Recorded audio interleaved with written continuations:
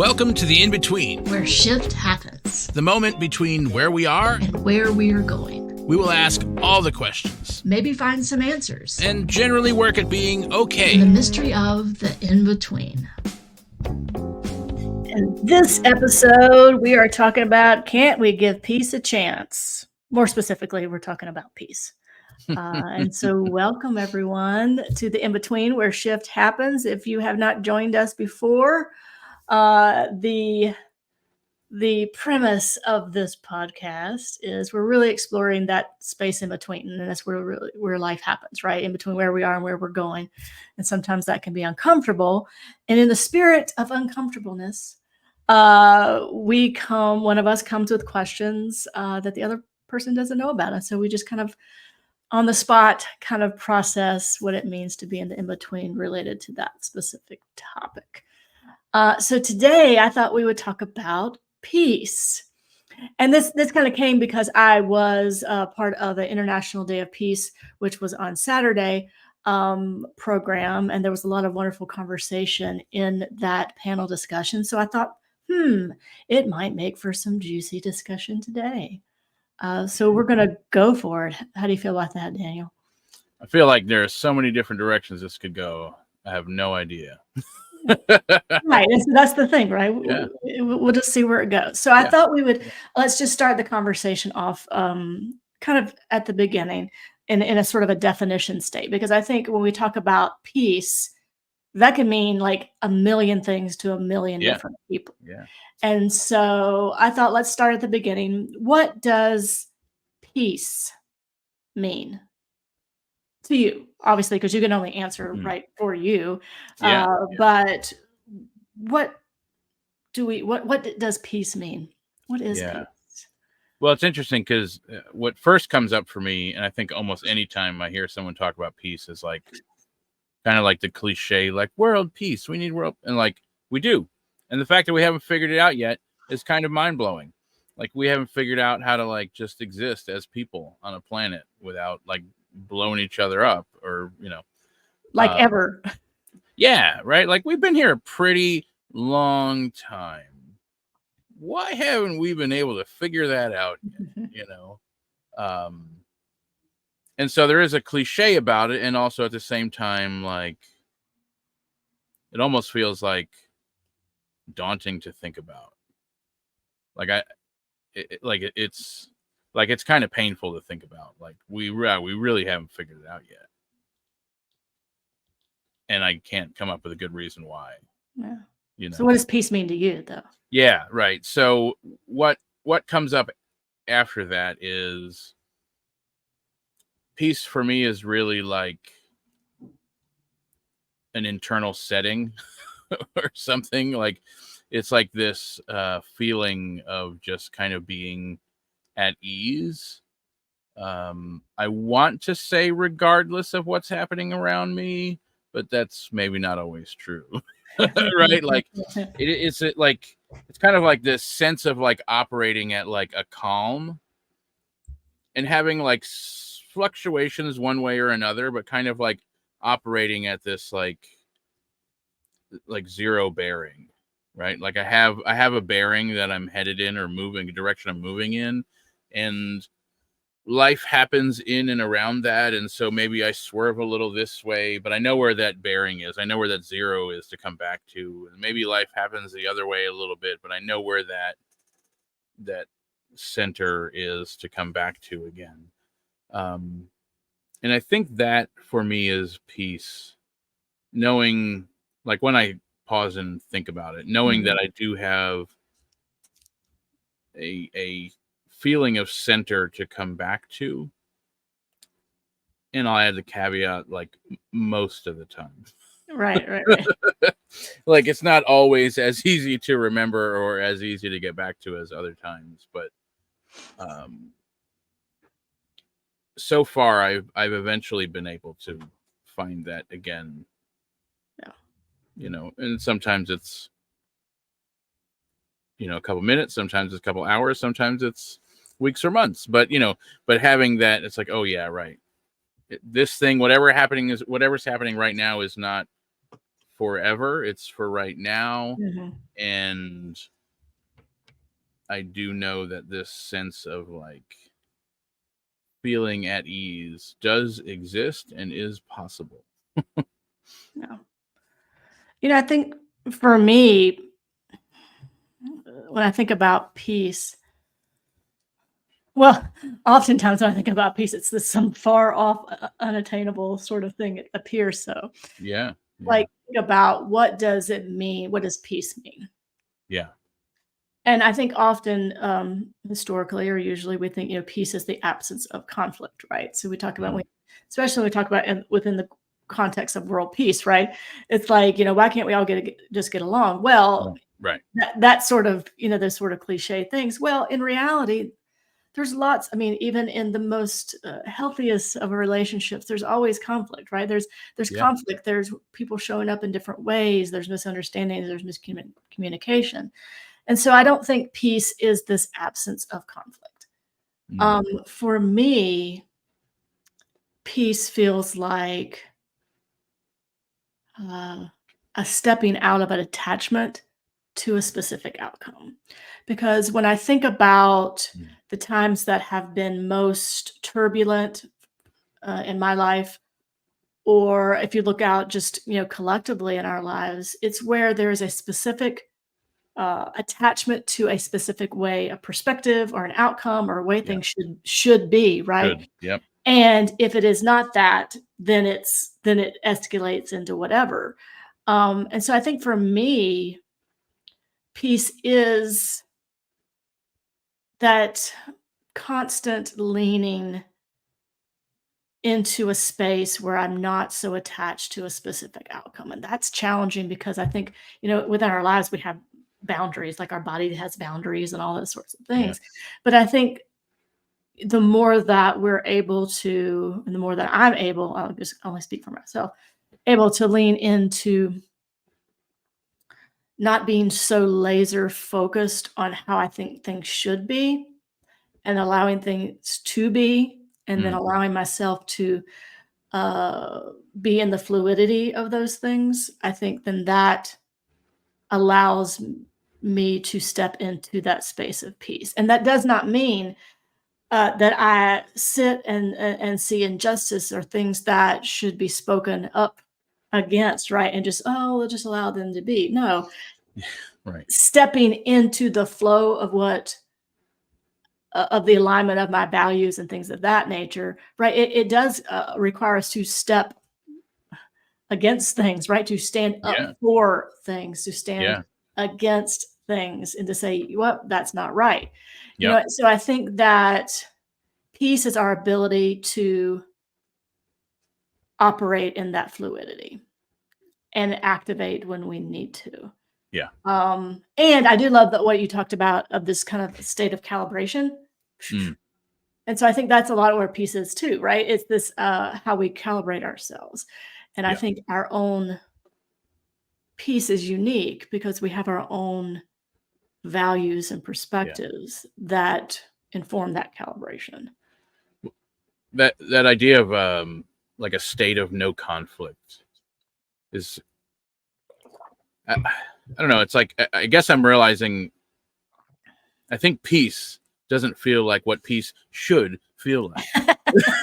Right? I mean, I don't Yeah. know. I guess somewhere along the line I picked up this idea that peace should be the absence of conflict. Yeah. Yeah. However, um I think in some ways I grew up in a household where the absence of conflict meant something was wrong, Oh, yeah. right? Like when something happened, it didn't get talked about. Yeah. It got ignored and everyone got quiet. And Right. that was so you could look at it and go, wow, it's so It's so calm. Oh, peaceful. yeah, yeah. Mhm. No. I don't Right. Yeah. think Like, I had any idea as a kid that that's what was up, but from the outside, I think, you could look at it and probably see it as calm and peaceful, and yet not at all. I mean, I think there was a lot of inner turmoil going on. Um, and I wonder how often that is the case where, a relationship where you're afraid to say something because it might, you're afraid of what the results will be. It's like, well, Yeah. that's not really the relationship you think it is if just saying a thing is gonna Yeah. potentially crumble it, you know? That's so interesting you say that because, I always thought, looking back on my own like life, I'm like, oh, I used to be so peaceful and calm and like zen like. Mm, But then if I actually look back on it, it's exactly what you said. Yeah, I didn't speak up when I needed to. I didn't create boundaries where I needed to. I didn't advocate for myself and my own yeah. needs when I needed to.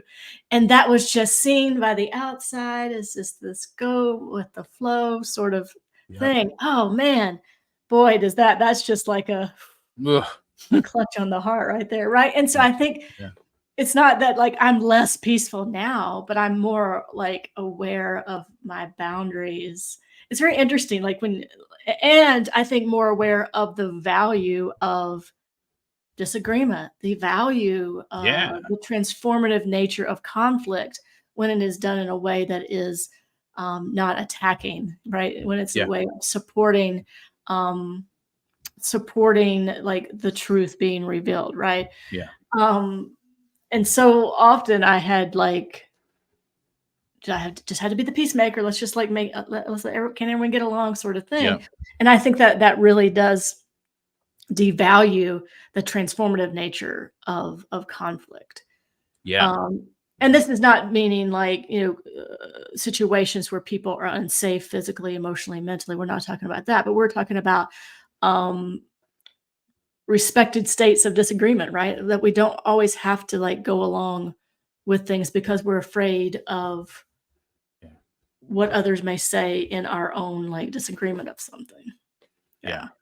Yeah. For some reason, it brings up that idea of like, why can't we all just get along again? And like that, people Again, need to as if learn there how was to. a time, right? Yeah. There Yeah. wasn't. Yeah. But I don't know that we ever really did. I think most of it was pleasantries and facade and performative, right? It's like, Yeah. yeah, we're gonna show fake respect Yeah. so that we don't make anyone uncomfortable or upset the apple cart or whatever. But in reality, it's like what's actually being expected. When some people say respect, what they really mean is like authority. Yeah. And it's like, how dare you be disrespectful really means, how dare you disrupt the perception of the authority that I think I should have over you, as whatever.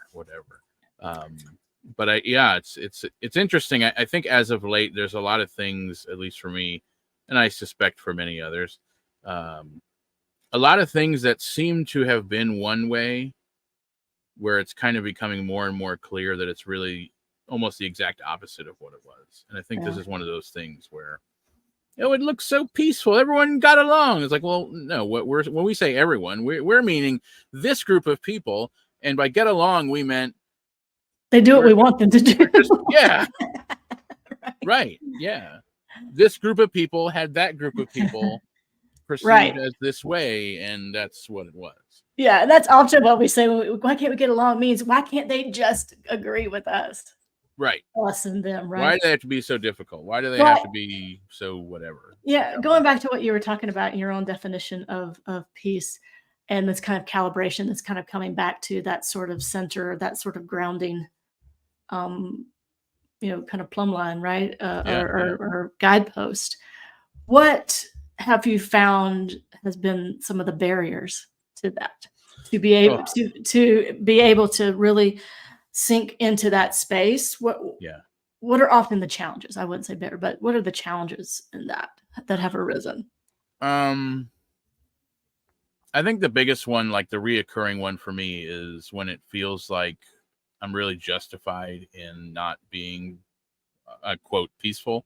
Like Mhm. when the disruption feels really real, or when I'm like, no, this is not right. This thing needs to be whatever. Um, and whether I'm right or wrong, or it's right or wrong, or even, whether there even is a right or wrong, um, I can really easily get into that feeling of like, oh, this is I am Mm, justified in being yeah. angry about this or whatever. Righteous indignation. Yeah. Mhm. And I don't know that there's anything. I don't think there's anything wrong with that experience or that feeling. But it's easy for me to get like feeling like that's not being given the moment that it needs. Yeah. It's like, can we just address that this happened? Everyone, whoever everyone is, like whoever I think should also somehow be included in addressing this issue. I'm like sitting waiting for Yeah. that recognition by others somehow, because that's somehow keeping me from moving past whatever that is, so I think that's been a like for me personally, that's been a Yeah. reoccurring barrier. I can feel that. I think also, and this is probably, I mean, that may be common, but I think this is probably more common, feeling like the the willingness culturally to address things or to process things isn't really there yet, or we don't really collectively have the tools for it, or we're not ready collectively to do it like in a kind of public forum or whatever. Like there's not really this collective support of, yeah, let's process our life experiences so that we can be what I would call at peace with them. Like we can move through this stuff together, and it can be I don't know, I'll say okay, right? Like I know that there are certain people in my life where we can kind of sit down and process stuff and move through it and come out like the other side of that conversation like, oh, like that's a huge weight lifted. Right. And then I Right. know Yeah. there are other relationships in my life where that feels like that will probably never happen. Yeah. Like they are not the people for that. And yet I still have experiences in those relationships where I would like to process whatever it is that's going on that we're doing together. And so I think that's another major barrier that's probably pretty common. And I think it feels like not being supported, not feeling supported, not feeling like really seen in those Yeah. kind of relationships, I suspect that is pretty common. Oh yeah, for sure. I think too, it's going back to what I said. I think for me, the challenge is just that the shoulds is like life should show up this way. Yeah. Whether it's, individually our own lives or like collectively, that it should be this way. And when it's not, um, those are the times where I feel less able to tap into peace, right? Sure. Or where I have to like try a little harder. Um, and so like for me, it's been like questioning, well, how should life show up? Like who decides that? How is that decided? Right. How is that Yeah. Who measured? said? Right? Yeah. Um, because I think life just it is. It doesn't say, oh, I'm gonna show up this way here and I'm gonna show up this way here, right? Um, and so I think for me, that's where that is the biggest has been the biggest challenge or opportunity for growth is to lean into what is informing my shoulds, what is informing of like Yeah. how my perspective of how this situation should show up. Yeah. And oftentimes it is leaned into an outcome that's going to benefit me, of course, right? I mean, that's going to benefit us. That's Sure. nothing wrong Yeah. with that. I mean, that's just our way of trying to lean into those situations in a way that is supportive and comfortable. Um, but I think for me, that has been the challenge is letting go of the shoulds and ergo attachments to the shoulds, right? And so I think, Yeah. um, and I think just getting wrapped up in my own personal perspective of things. Yeah. And we all do that, and it's nothing wrong with that. I mean, this is this is the perspective we're in, right? I mean, this is the body that we're in, but we do have the ability to stretch that experience. And so I think the more that I have been able to lean in empathetically to the experiences of others and perspectives of others, especially the ones that I'm like, wow, don't agree with that, right? And to really see people for who they are and not this sort of dehumanizing that we're seeing now, because it's really easy to not value people when we dehumanize or we use dehumanizing language. Yep. And so it's easy to justify our own perspectives, right? When we see someone less than human, right? Yep. And so I think just as I tried to like expand my perspective, that has been helpful into leaning into peace. And so I think the challenge is getting out of our own perspectives. Yeah. At least for me, it has been. Yeah, that's totally unique. No one else has that. Yeah, I'm sure no one else has that experience of just living in, and I think that this idea of peace seems like this unattainable thing. Or, you know what? And maybe this is something we can talk about too, is like, doesn't it seem like that this idea of peace is like this entity that's outside of us? Yeah. That's exerting some sort of whatever. And I wonder how it would shift if we understood that we have the capability of that within us, that peace is not something outside of us. Yeah. I think just like you said, it's just, kind of this like this state of awareness, this state of being.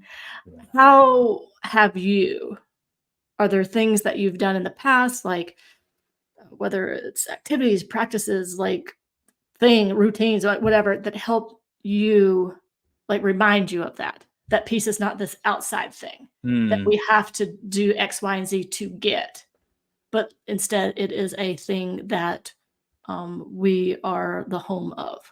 Yeah. It's interesting. What comes to mind is a conversation that one of our weekly groups we had a couple months ago, probably, but it was this conversation. Wow, I don't remember what the topic was, but anyway, the idea was like what came up was how many of us didn't necessarily have the experience of naming something until after it happened. Right? So like, wow, I'm having such a peaceful experience right now, like that wasn't how it happened for many of us. And I was one of those people. And what was more realistic was like end of the day, end of the week, a month later, whenever, like at some point looking back on a specific instance and going, oh, wow, that was really calm. That was really peaceful. That was really what, like the name for the experience, the name for the feeling came afterwards. Right. And so I think that's had a really interesting impact on how I have perceived or how I've come to perceive experiences, because not that I'm making it up, but I kind of get to name it whatever I want. You know what I mean? Yeah. like, oh, I get to decide how I want to perceive that experience. And so I think we probably talk about paddleboarding a lot on here. I think that comes up, but like being out in nature. Either that or you and I have talked about it a lot. Yeah. But like paddleboarding for me is one of those experiences where I don't go, hey man, let's go paddleboarding this weekend because I want to feel really peaceful. I like, man, I really have this urge to just like, I really like need to go paddleboarding. Like, and then I get out there and it's like, oh, right. Yeah. Like, oh, I can breathe. I can just be, What's it like? It's like, it's back to that like center that you're talking about. Yeah. Right. And so afterwards I can look at it and go like, oh, right. And so like, I kind of know now that like, yeah, that experience, the experience of paddleboarding is very like cathartic and relaxing and calming. And so it is a very peaceful experience. I mean, even was out the other week. I've had some unpeaceful paddleboarding. Well, yeah, I was going to say like, so, but even the other week, it's like we were out and it just started pouring. We're like in the middle of the lake and it's just pouring on us. And yet I think because we were kind of already in that like relaxed state, it was like, oh, this is fun, like cool, whatever. Right. And so even that was like calming and peaceful and fun because there was nothing you could do. You're now drenched in the pouring rain in the middle of the lake. You're not getting out of it anytime soon. So we just kind of kept going. But yeah, I think it's like it is that recalibrating. It is that ability to kind of just get out there and do the thing that I don't know. In a way, it's like listening to like what your body wants. And after having paddle boarded so many times, it's like, oh, I know that is something that would benefit me this weekend. I'm gonna go do, and then afterwards, like, oh yeah, right. Like that's where it's at. Whatever I want to name that, and I think peaceful is definitely one of the words that would go into that category. Yeah, that's a very peaceful experience. I think also what helps or has helped is realizing, and this is kind of going back to something I said earlier about like feeling supported, feeling like a part of a relationship, like it's a two-way thing, is realizing the places where it does feel okay to show up that way. Mm-hmm. And I guess to take a little bit from your sharing, realizing that even though I think that should be all of the relationships, it's not. And so realizing where I'm going to feel disappointed or let down or whatever if I show up in a relationship that is not reciprocal, or where it's not safe, or where it's just not welcome or warranted or whatever, right? So like recognizing there are places where that ain't the place to do it. That's not the place to share openly. That's not the place to try and talk through things. That's the place where it's, very square and boxed off and whatever it is. And that's what it is. And okay. Or if I'm going to show up in a way that's different there, to do it with an intention, recognizing that the impact is going to be whatever it is. Yeah. And the impact on me is going to be what it is. And I have to be okay with that. I think that has also been really helpful in kind of just mitigating the journey or the process, right? That I'm not intentionally trying to get myself like away from that bearing, but that there are times where,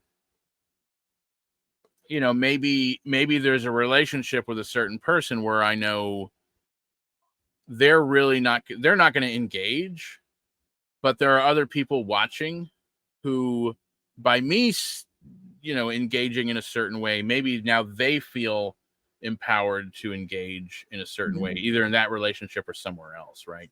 So there is kind of that like picking and choosing in a way, like where do I want to engage? Where do I not want to engage? And to what level? Because I think that can look like a whole lot of different things. Well, and it seems like, peace, both like individually and collectively, like a key aspect of it is listening. It was interesting you say, like listening to your body, listening to those things that you're needing in the moment. And I think, individually, yes. And then doing those things, creating those opportunities, sinking into those experiences. And I do think too, like collectively, a collective state of peace, listening is integral. And I think that that is often the challenge, where we're listening to respond collectively instead of listening to understand, because I think this listening to understand really it shifts a lot of the shoulds. It creates a wow, I never thought about that. I never knew that life could show up that way for certain people because it hasn't showed up that way for me, right? And so I think then that really becomes this integral piece. And sometimes we're great at it. And sometimes we're just terrible at it. And, right? And so it's like, okay, let's lean into those times that we're terrible and like what is underneath that. And I think this is where peace becomes this kind of idea, this insurmountable idea, because it would mean a Mm. collective, everyone operating that way, right? Yeah. Um, Yeah. and it's hard to do, right? Because it's hard to do when you're in crisis, try to feed a family, Yeah. experiencing violence, like all sorts of things. It's hard to tap into those spaces. And so I think, and we talk about it so often, but I do think it does create, it does, it's a call for us to begin to create systems and frameworks that we can actually create space for people who to actually have those thoughts and conversations, and to be Yeah. able to like stop long enough to be able to listen to one another. And I think that, yeah, this listening just seems like the key. It seems like the key to everything, right? I mean, it is like this sort of that seems so easy, but yet it is so challenging, especially when things get really noisy. Um, which they seem noisy lately. Maybe just in my own head, but it seems really noisy. Yeah, that's a good way of saying that. It does. Things do feel really noisy lately. But, I think that these conversations about our own challenges and our own like successes, um, and leading into these moments of peace, right? I think that the more that we pay attention to those things, the more then we can be able to recreate and create spaces for people to recreate that experience. Yeah. Yeah. And then individually shift, and then collectively shift. Yeah. And sinking into those spaces in your own life, right? And Yeah. those areas. Makes me think what a privilege it is to even have the conversation about peace, Oh, but what a yeah. privilege it is what a luxury to experience moments of peace, right? Yes. What a luxury it is to have places where you can have conversations and Yeah. you can be heard. Yeah, because I think there probably are many, many, many people who don't have that luxury, who don't have the time, who don't have the bandwidth because they're just so burnt out from work or just so over. Or wondering when they're gonna be bombed. I mean, like there are Yeah, those like, right, real right, experiences. Yeah. right. Yeah. Am I going to wake up in the morning because we're Right. still here? And it's Yeah. interesting. I think we do have. It's very interesting. We do have, just because the time in which we live, that we're able to see those scenarios where people do not have that experience. Yeah. I think it is a even greater call for those of us who maybe don't have that experience to like, what can we do to collectively create that experience, right? Because we're seeing it. We can't ignore it. It's not something that happens in a book or happens way over there, or maybe doesn't happen at all because we don't see it. We are seeing it in real time. And so I think it is a call to stand in those spaces, Yeah. and stand for peace in the ways that we can. Yeah. Right. In the ways that we show up, in the ways that we vote, in the ways that we interact, in the spaces that we create, in the words that we use. Like, there's so many ways that we can begin to really create those spaces of transformation and peace. Yeah. Yeah. Well, I've enjoyed this conversation. I don't know about you. I feel more peaceful, maybe. Yeah, maybe a little more peaceful. Yeah. But definitely more in tune with kind of like stepping into those spaces and giving peace a chance. Yeah. Well, thank you for the conversation. Thanks everyone for tuning in. We're always grateful and always excited to be in conversation. And until next time, because yes, there will be a next time. Yes, a next episode. I wonder what it'll be. You'll have to wait until then. But until next time, we hope that in the in-between, where life happens, that a lot of shift happens. Or maybe this time just a little shift. I don't know. I could go for a little shift. I could do like a toe shift. Okay. Until next time, we hope some measurable amount of shift happens. Nobody really enjoys being in the in-between. But thanks for being here anyway. We may not have found all the answers, But certainly some. And maybe more importantly, a little shift has happened. and the beauty of it all is that we are not alone in the in-between. So until next time, we hope a lot of shift happens.